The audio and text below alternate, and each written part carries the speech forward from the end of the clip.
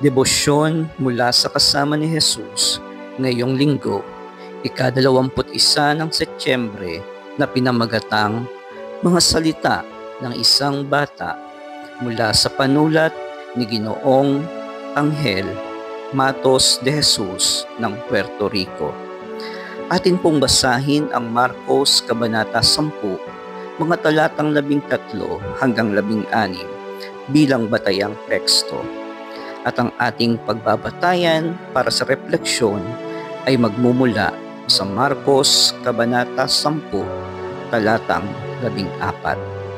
Sinabi ni Jesus, "Hayaan ninyong lumapit sa akin ang mga bata at huwag ninyo silang pagbawalan, sapagkat ang mga katulad nila ang mapapabilang sa kaharian ng Diyos."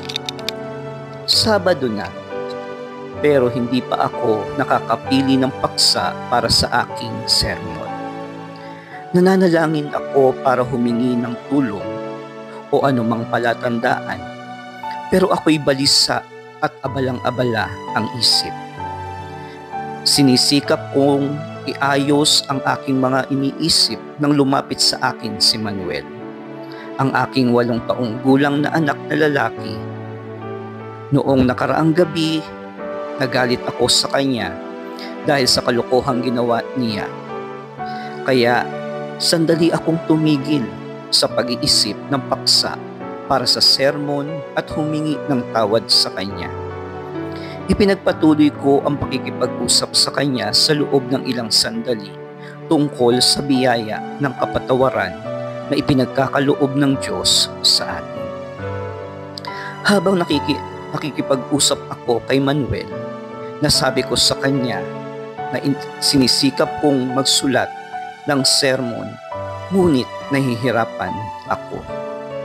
At nakikita naman niya na blankong screen ng aking computer.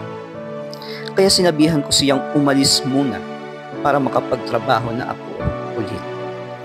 Tiningnan ako ni Manuel at tinanong ako, "Bakit hindi mo isulat ang sinabi mo lang sa akin ngayon?" At umalis na siya. Sinagot ng Diyos ang aking panalangin. Meron na akong material sa sermon, pati pamagat. Nagpapatawad ang Diyos. Ang karanasang ito, kasama ng aking munting anak, ay nakatulong sa akin na mas maunawaan ang kahalagahan ng mga bata sa kaharian ng Diyos at kung papaano mangusap ang Diyos sa atin sa pamamagitan ng mga bata. Tayo po ay manalangin at isama po natin ang mga magulang at ang kanilang mga anak. Mapagpalang Diyos, tulungan mo po kaming maging gabay at liwanag para sa iba, lalo na sa mga bata. Tulungan mo kaming makinig ng mabuti sa kanila at sa iyo. Amen.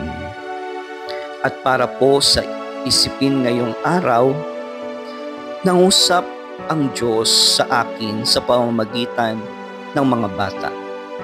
Kaya ako ay makikinig. Mapagpalang araw po sa ating lahat.